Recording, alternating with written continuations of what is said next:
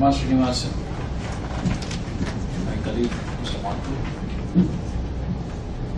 distinguished people and professionals from the power service, Mr. Bajaj, Mr. Verma, Mr. Dittal. The 3-day conference that has been organized from the name, Transition in the Electricity Sector. Because at least in terms of government announcements, legislative initiatives, a lot of things is happening. The Electricity Act 2003, amendment bill to that was placed in Parliament on 7th of December 2014. Then it was referred to a standing committee of energy under the leadership of Mr. Kirit Somaiya. The standing committee gave a report on 7th May 2014,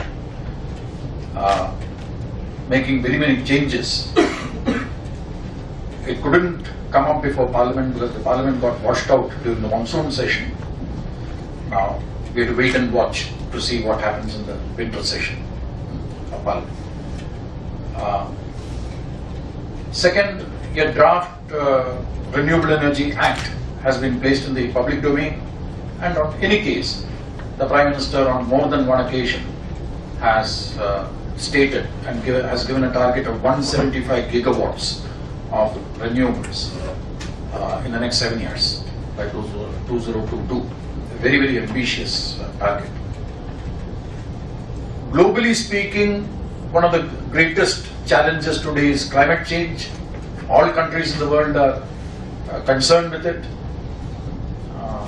After the Kyoto Protocol, further movement on that has been getting stuck because of different perceptions of the developed countries and the developing countries.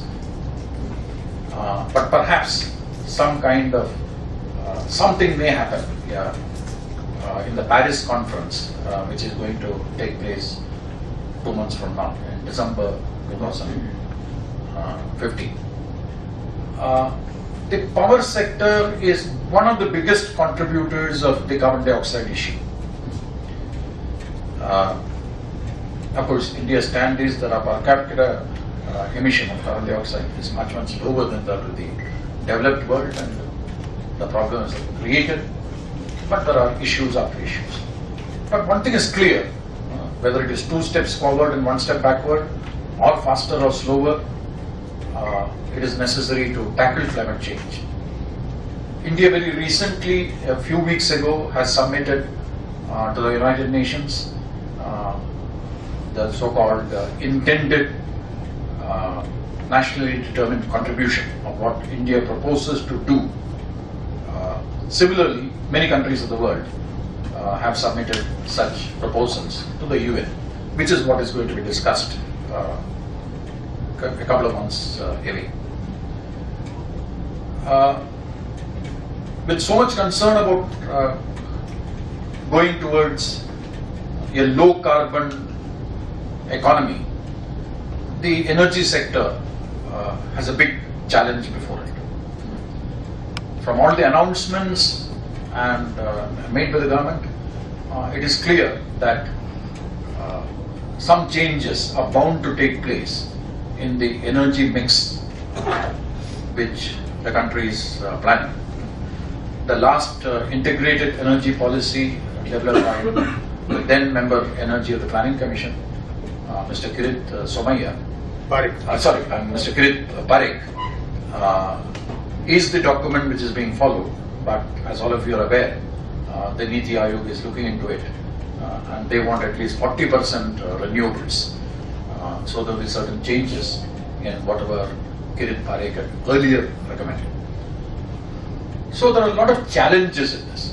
There are technological challenges and there are commercial challenges. If there is 175 gigawatts of renewable, and most of it will be of an infirm nature, at least wind is terribly infirm, solar perhaps not as infirm as wind, but is also infirm. What happens? The commercial aspects of what happens to conventional power plants and their issues, what happens to the stability of the grid, big challenge for systems operators. So that's why we have called it as transition in the electricity sector, challenges, dilemmas, and impact. Because both the technical impacts as well as the commercial impacts, which is going to come in the months to come, in the years to come. That has been the intent of the conference.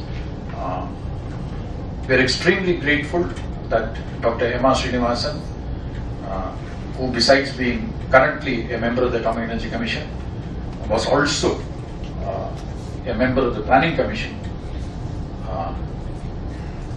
It is our luck that he is with us today to take a holistic view. So I won't like to stand between him and you, because we like to, including me, all of us here, we'll also like to hear Dr. Srinivasan's, who will be delivering, after inaugurating the conference, a keynote address of the task before us for the next 3 days. Thank you very much, and I welcome Dr. Srinivasan.